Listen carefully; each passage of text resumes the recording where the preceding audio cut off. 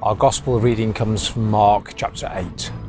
Jesus went on with his disciples to the villages of Caesarea Philippi, and on the way he asked his disciples, "Who do people say that I am?" And they answered, "John the Baptist, and others Elijah, and others still one of the prophets."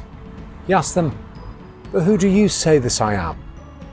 Peter answered, "You're the Messiah." And he sternly ordered them not to tell anyone about him. Then he began to teach them that the Son of Man must undergo great suffering and be rejected by the elders, the chief priests and the scribes, and be killed. And after 3 days rise again. He said all this quite openly. And Peter took him aside and began to rebuke him.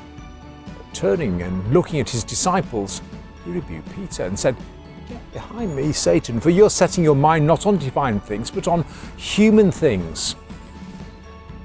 He called the crowd with his disciples and said to them, "If anyone wants to become my followers, let them deny themselves and take up their cross and follow me. For those who want to save their life will lose it, and those who lose their life for my sake and for the sake of the gospel will save it.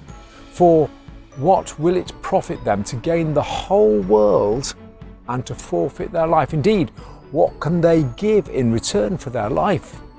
Those who are ashamed of me and of my words in this adulterous and sinful generation, of them the Son of Man will also be ashamed when he comes in the glory of his Father with his holy angels."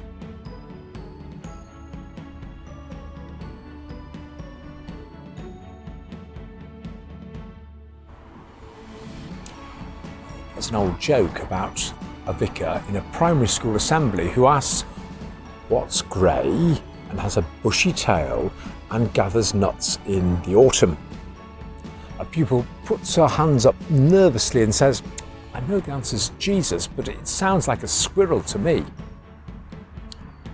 Today we hear the gospel where Jesus puts the question, "Who do you say that I am?"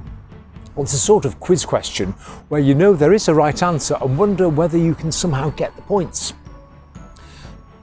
Given that there are 4 Gospels and therefore 4 versions of Jesus, and that there are all the writings of Paul and John and Peter and James and the letter to the Hebrews, all of which offer a different version of Jesus, imagining that there is a right answer is a tad ambitious. What there is your answer.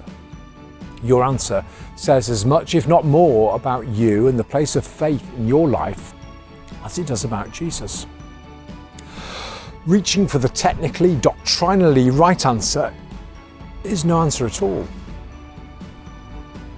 No answer at all to Jesus' question. He's not asking what you've read, what you've learned by heart at confirmation, what you've memorized from the creed.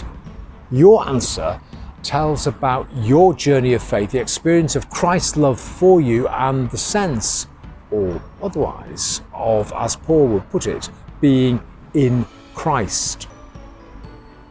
When we come to church, we can become caught up in the story, trying to be imaginative in the retelling of the Jesus story, caught up in all the necessary and indeed vital rhythms of keeping the church door open and so on. We can lose sight of who Jesus is for each of us. Today's gospel is a gentle but necessary invitation to look again at Jesus, to hear that question for ourselves and to start to build an answer. And the proof of the pudding is in eating. This is to say that the quality of our answer will be seen not in our life of faith as we see it, but as others see it in us. St. John had a go at trying to put this into words. He has Jesus say, "By this everyone will know that you are my disciples, if you have love for one another." So, sisters and brothers, perhaps just simply start there. God bless.